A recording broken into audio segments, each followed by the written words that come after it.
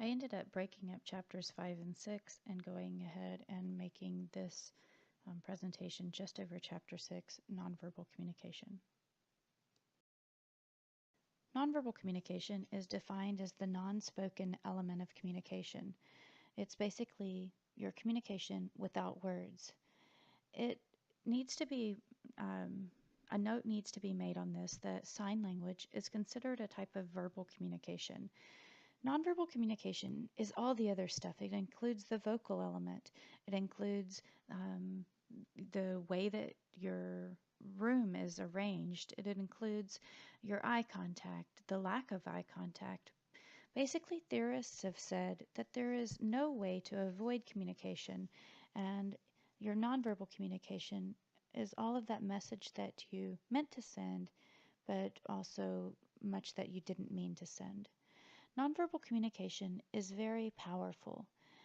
At first glance, it may seem as if your meanings come from words, but anytime that your words don't match the nonverbal that's associated with those words, we tend to place a higher emphasis and we tend to place a higher emphasis on that nonverbal communication. Nonverbal communication has key characteristics. First of all, it has communicative value. All behavior has communicative value. It's impossible not to communicate. If you choose not to engage, that in itself is sending us a message. If I go to the gym and I have my headphones in and I am choosing to avoid eye contact and I'm running on the treadmill, the fact that I have my headphones in, the fact that I'm not um, making eye contact, all has a communicative value. I don't want to be talked to. Nonverbal communication is primarily relational. Nonverbal communication allows us to demonstrate the kind of relationships that we have or that we would like to have with others. Nonverbal communication is ambiguous, and sometimes we misinterpret the meaning that the person is trying to send. Think of all the possible meanings of any kind of nonverbal interaction that you have with another person. How could you misinterpret it? How could you misunderstand the intentions of that person?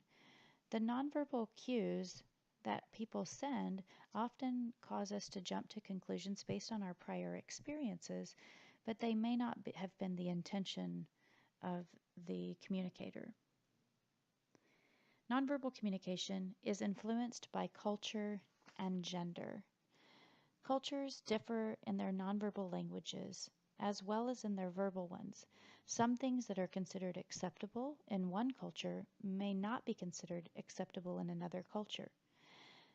Nonverbal behaviors called emblems are culturally understood substitutes for verbal expressions. For example, if I nod my head up and down, it's a way of saying yes in many cultures. And likewise, a side-to-side head shake is a nonverbal way of saying no. But that's not universal. It's not everywhere. If I give a thumbs up in America, that may be saying good job or way to go.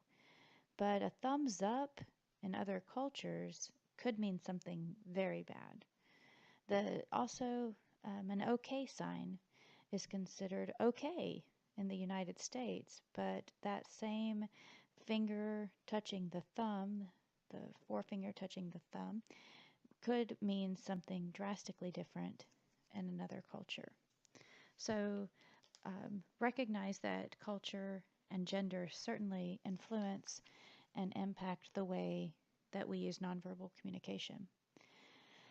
As far as gender goes, what's considered acceptable in some in some genders and culture may be different than what's acceptable in another gender or culture. For example,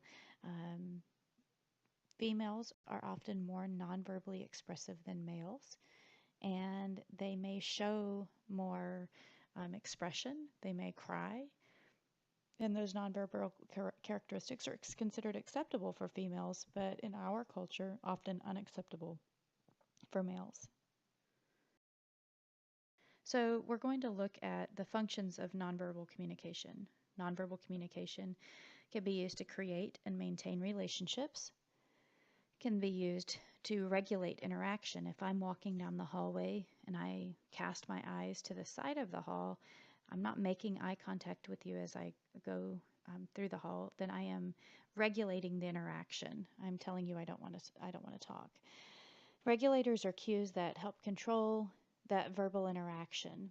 If I'm talking and then I stop talking and I make eye contact, it's an indication that now it's your turn to talk.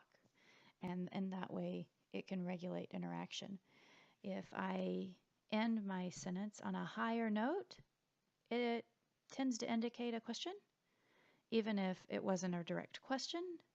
And I don't know if you can hear how I'm doing that with my voice, but that idea of asking a question makes people feel like they need to provide a response. And tone is one way that nonverbal can be used to regulate that interaction. We often use nonverbal communication to influence others. How we look, we act, we sound may be more important in our meeting and meeting our goals than even the words that we speak. We try to influence others by our appearances. When we go in for an interview, we dress for that interview, and in that way, that's a nonverbal that's influencing others.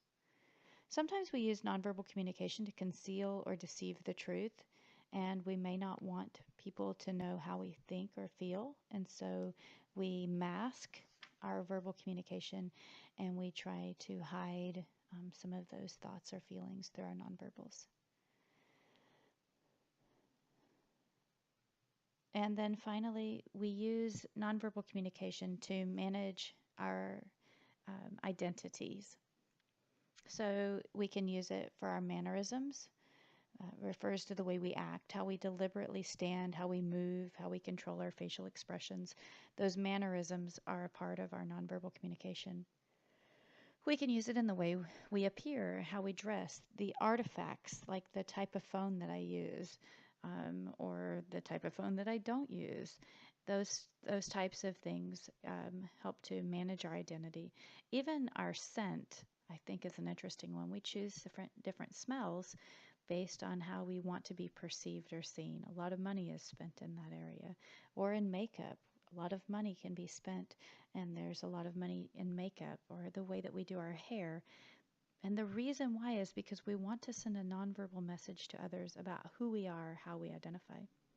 And then finally, we often manage our identity through our settings based on the physical items that we place in our area, where we live, how we arrange our living environments, and all of those things impact the way that others perceive us.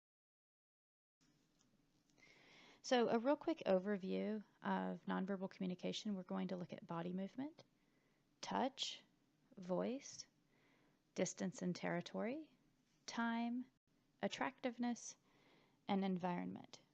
So to begin, when we look at body movement, we consider the use of eye contact and our face and eyes. You might have heard the word a poker face or we're saving face. So the idea of nonverbal communication and the way we use our facial expression is a part of body movement. Eye contact, or the word oculesics, oculesics, oculesics is the study of how the eyes can communicate. Now, the way that we use eye contact may vary greatly in different cultures. There are some cultures in which maintaining eye contact could be considered very offensive, and other cultures desire a greater level of eye contact. How the type of interest and the way that we signal to other people through eye contact can vary. Oftentimes we use eye contact for conversational turn taking and the regulation of interaction. I've finished talking, now it's your turn, and gazing back at the person can allow them to know that they're indicated to talk. If we stare at a person too long, it sends the wrong message. All of those things have to do with oculesics. Oftentimes we misinterpret, and the idea of ambiguity is by looking at this face, we could ask, how do you think this person is feeling based on her facial expression? And she's smiling and she appears to be happy. But if you consider the setting, if you consider the pragmatics of this nonverbal interaction, she's a flight attendant. Someone has asked her yet again for something else, and she is smiling because it's the requirement of the job. She's looking at them, it's the requirement of the job, but she's frustrated because this person keeps asking for things over and over again. And so, if you understand the situation behind the picture, you can understand a lot more about the nonverbal communication that's taking place. Remember that a lot of nonverbal communication is ambiguous. So always consider your situation and surroundings. When we look at nonverbal communication, we also consider posture and movement. Posture is the way our body relaxes or shows tension when we are interacting with others. The person who is more relaxed often indicates the most amount of power. So here we have Ronald Reagan with John Klein. And John Klein, who had a lower level of power, stands very straight, very erect. And the person who's more relaxed, the president at that time, um, is not as rigid in their body posture. If you consider going in for an interview, who usually sits up very straight and who's usually more relaxed in that environment? So the way that posture is used can often indicate how comfortable we feel within a particular setting. Gestures are the movement of the arms, hands, and fingers, and gestures are largely impacted by culture. What can be considered an appropriate gesture in one area may not be considered appropriate in another, or it just may not even make sense. Oftentimes, and within any culture, people sometimes fidget. They make movements where maybe they massage their neck, they may rub their fingers, they may twiddle their thumbs, and these are called manipulators. Social rules may discourage us for performing these manipulators in public, but sometimes people do, and they don't even recognize they're doing it because of nervous tension. And so, this fidgeting that can take place, playing with your hair, something like that, they're considered manipulators and they're often discouraged. This particular picture, where the girl has the little fingers pointing, is a Japanese gesture, and it means I'm angry. Nonverbal posture and movement. Here are the manipulators, the fidgeting movements. Here she's playing with her hair. You might touch your lips. A lot of times people cover their mouths whenever they're very anxious or if they're not speaking the truth. And those are considered a fidgeting manipulator. We also consider touch, the use of haptics, Haptics. It's found on page 189 in your textbook. The term haptics is the study of touch. So one of the things I like to ask my students is to consider the components of a good handshake. A good handshake requires you to touch the other person. The duration of the touch is just a few seconds, but the grip, the intensity, the way that you shake up and down, the motion, all of those things play a part in what makes up a good handshake, as well as eye contact. So whenever you're shaking hands, it's important to apply appropriate grip, but you also don't want to crush the other person's hand. Usually I consider who is the person in charge, who is the person with the most power. Do you want to question or minimize their power, or do you want to match that power so that they know that you're not a threat, but that at the same time you want to be seen as credible and taken seriously? So usually I would say to match the other person. If the person in power goes in for a fist bump, then you would go in for a fist bump rather than a handshake. And sometimes people with power choose not to shake hands at all. Perhaps they want to bow, perhaps they want to hug. Whatever it is that they indicate, is usually a good guideline to follow, as long as you also feel comfortable with um, that handshake. Of course, we know that there are different places where touch is considered inappropriate or touch is considered very appropriate. And in the United States, according to your textbook on page 190, touch is usually perceived as more appropriate for women than for men. Women can hold hands with their female friends and they can hug, whereas men don't tend to hug and hold hands in the United States. But in other cultures, two men may walk down the street holding hands, and it doesn't indicate a closeness in relationship other than that they are friends. Here in the United States, if two men are holding hands, it does indicate a different level in the relationship. Your textbook also talks about touch and career success on page 190 and the way that people can improve career success through the use of touch.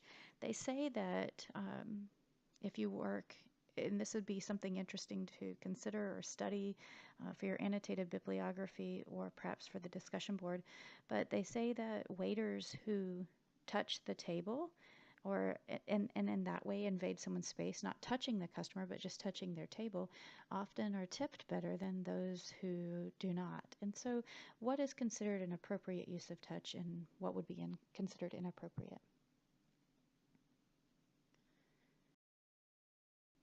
And um, being slapped on the hiney walking down the hallway with a bunch of boys would certainly have a different meaning than being slapped in the football field. This is an interesting use of touch here whenever they were in their um, debates. It's almost belittling the way that his hand is resting on the shoulder. And again, men holding hands has a different connotation in different cultures. All right, looking at nonverbal communication and voice. Voice looks at our paralanguage. Paralanguage is the way that we describe the way a message is spoken, and these different areas can be included in paralanguage. So first of all, pitch, rate, volume, rhythm, and resonance.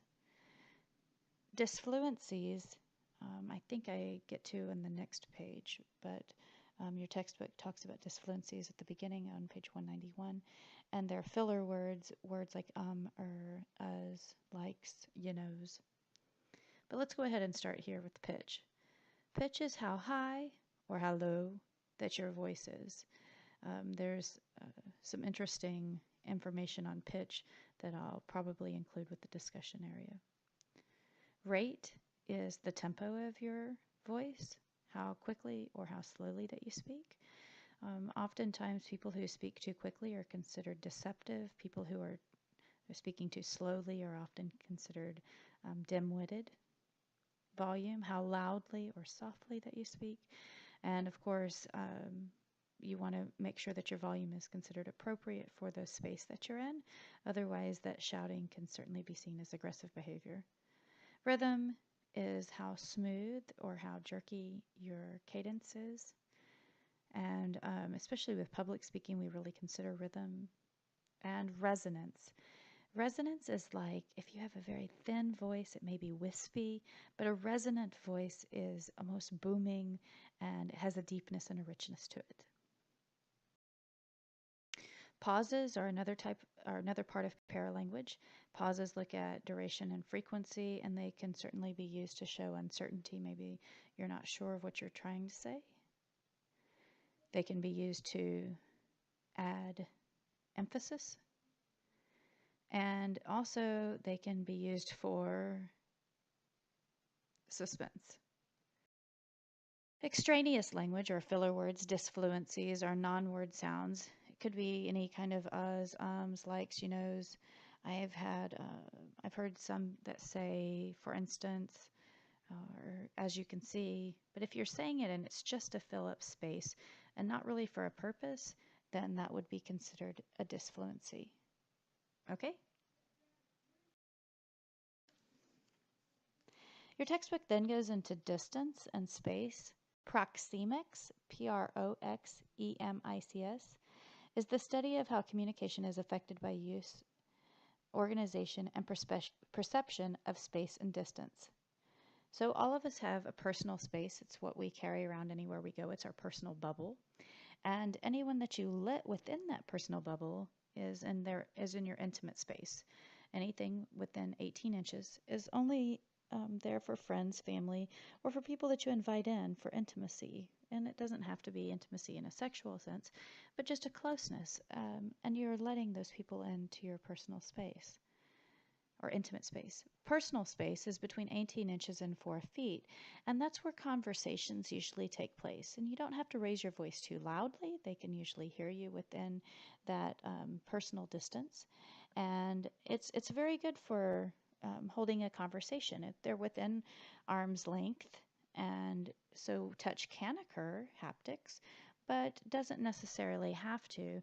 There is a great enough distance there um, that it probably shouldn't make you feel too uncomfortable. Social distance is the third zone. It ranges from about 4 foot to 12 foot. And within this zone, the distance between communicators can have a powerful effect on how we feel in regard to and respond to the other. A lot of times, the social distance is used for formal conversation or for interview purposes. If you consider the distance that you have between yourself, your chairs, and the desk that's in the middle, and you realize that that's about the space used for an interview. And then the likelihood of haptics is, of course, reduced. And public distance is Hall's terms for the farthest zone, and it runs outward from about 12 feet. The closer range of public distance is one that most teachers use in the classroom. The farther reaches of public space, 25 feet and beyond, makes two-way communication almost impossible. And then the interaction is certainly reduced and feedback becomes very delayed. Whenever we break these social distance zones, whenever we break these rules in space and distance, people notice it. It's not necessarily a bad thing, but if I'm giving a public speech or if I am, say, at church, and the preacher leaves the pulpit, or if you're in a classroom experience and the teacher leaves the lectern area, the lecture area, and begins to walk through the class, it creates an uneasiness with students.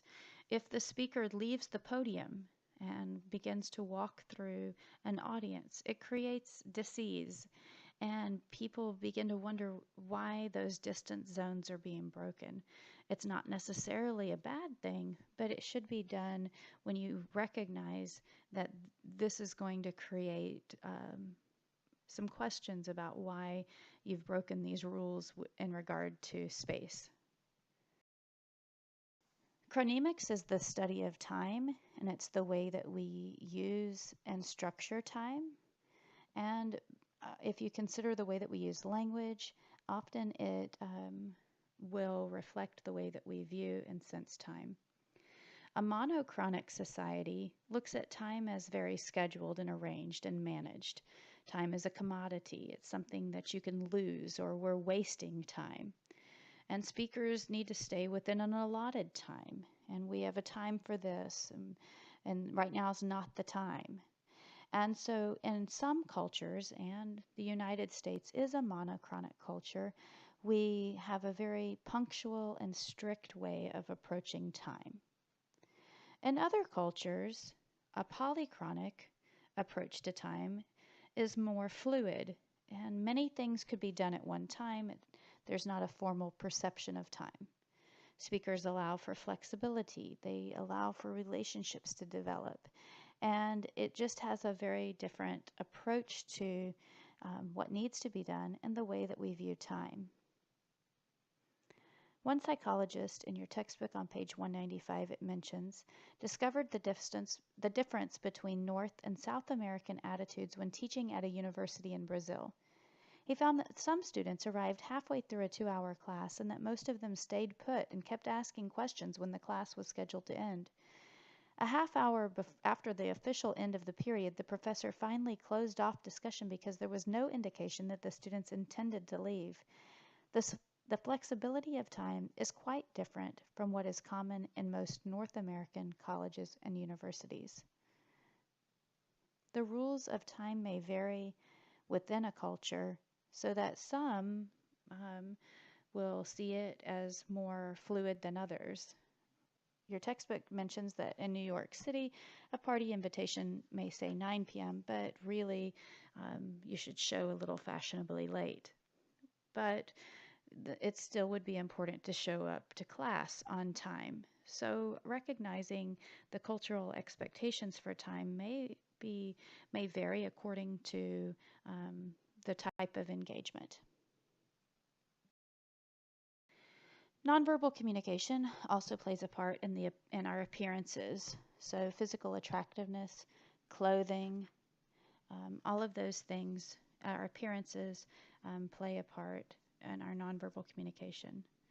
As a rule, according to Communicating at Work by Adler, Elmhurst, and Lucas, the business communication textbook, as a rule, men who are rated highly on an attractiveness scale will have a higher starting salary than less handsome men. And you can say, well, that's not fair. But unfortunately, whether it's fair or not, it is often what happens. The same has not been said for women who are rated highly on an attractiveness scale. They will not necessarily have a higher starting salary than a less attractive female, another female. Professors perceived to be hot are judged as having more expertise, and students are more motivated to learn from an attractive teacher, according to your textbook on page 196. But I think it also depends on the type of physical beauty, because it has been indicated that interviewers may turn down a highly attractive candidate if they're perceived as a threat. So attractiveness has positives and it does have negatives depending on the perception. You might have seen the word somatotype before. Anyone who is athletic, looking in magazines about how to lose weight or how to gain weight, you may have seen the word somatotype.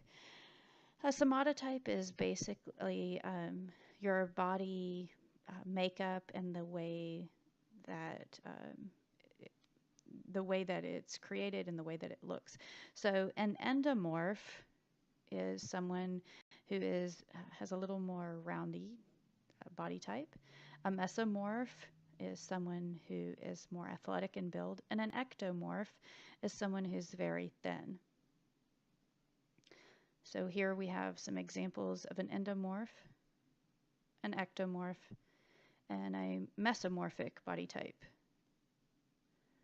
And I always show the male version, see the female versions. And all of them can be considered very attractive, but they body types. We can't always do much about our body types in the way that they are perceived, if they're considered attractive or if they are considered unattractive in today's culture and society. But we can certainly do a lot about the clothing and the expression that we are sending through our clothing types and through our artifacts, the things that we choose to accentuate or the things that we choose to accessorize with. So our clothing can be interpreted as expressing a person's attitude toward another person, especially when a specific kind of attire is expected. So our clothing can convey about 10 different messages: economic level, education level, trustworthiness, social position, level of sophistication, economic background, social background, educational background, our level of success, our moral character. We can tell a lot, or we try to interpret a lot based on people's clothing. But the biggest thing is whenever there's a clothing expectation, and when that expectation is not met, we notice that. So if you are having a wedding, for example, and it's on the beach, the expectation is that people might be a little less formal. So when they show up on the beach and they're wearing heels and they're dressed to the nines, the expectation has been breached. So then we make we try to understand it or make sense out of why the clothing wouldn't match the expectation. If you go to a business interview and you don't wear acceptable attire, we try to interpret it. We try to understand why. And of course, clothing is largely cultural, and the expectations for clothing are often based on a person's culture. I skipped the link for Palin defending, but if you look at this picture here with John Kerry when he was running for president, you can tell something about this rally based on the way that he is dressed and his clothing and his choices. So first of all, he has his sleeves rolled up, right? Because he's talking to working people, a working class. And whenever we roll up our sleeves, we know we're getting ready and getting down to work. He's wearing a leather belt. He's wearing a button-down shirt, but there's no tie. It looks like he has a leather band on his watch. All of these things play a part and play a role. Of course, he's not wearing a t-shirt. He does have a button-down shirt on because he wants to show that professionalism, but yet at the same time, he wants to show himself as presidential and worthy of that election. If you'll notice in his back pocket, he has a piece of paper, and I had a student who had actually campaigned with John Kerry during this time, and that piece of paper is actually his speech. So he folded it up and put it in his back pocket, and he spoke from his heart. So certainly some expectation and trying to meet the people where they were based on the appearance and those nonverbal signals. Here we have the use of a blue tie and a red tie.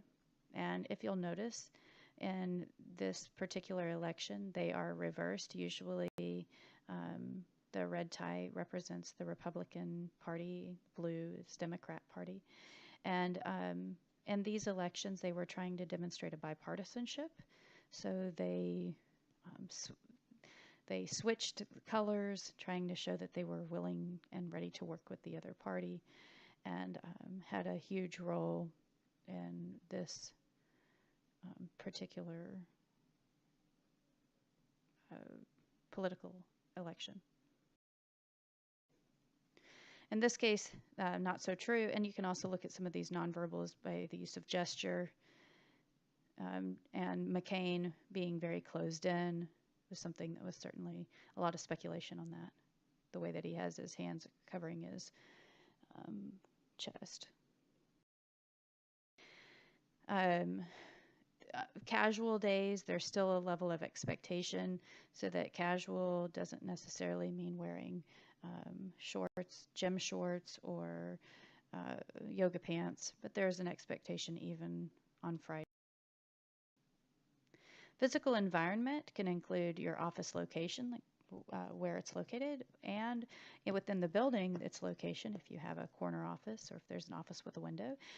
The size of the office, the components within it, your furniture arrangement, your cubicles, the way that you decorate, all of those things express something about you and the interaction that you're hoping to have take place, and those would all be considered nonverbal expressions of the expectation. So if you even consider the way you arrange your room, do you have a chair in your room? Is it covered in clothes, or is it available for someone to sit on it and interact with you, to have conversation? How is your home set up? Is it inviting? Is it welcoming? And what kind of message does that send?